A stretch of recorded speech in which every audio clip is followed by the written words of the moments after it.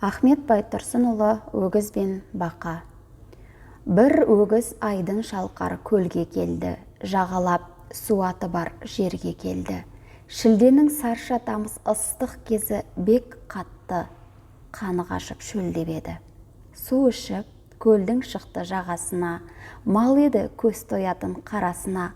Артықша бір көл бақа күншіл екен, сол көлдің бақасының арасында.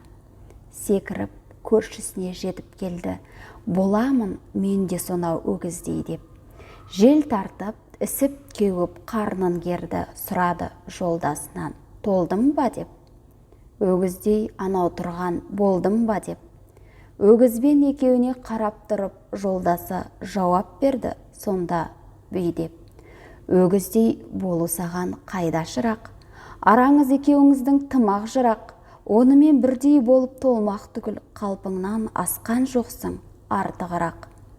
Қарашы, енді қандай болдым деді. Міне мен жаңа әбден толдым деді. Жолдасы тағы қарап денесіне, қалпында қараң менен формың деді. Дүниеде мұнан күншіл кемді бақа. Зорланды қарның керіп енді бақа. Шыдамай жұқа қарын керуіне, жарылып сол арада өлді бақа. Күнәсі күн дегеннің жаман қатты, күндеме біреуге Алла берген бақты.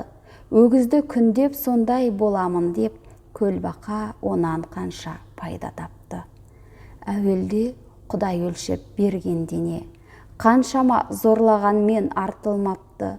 Нақыл сөз әлін білмес әлек деген, осындай әуре болған жаннан қапты.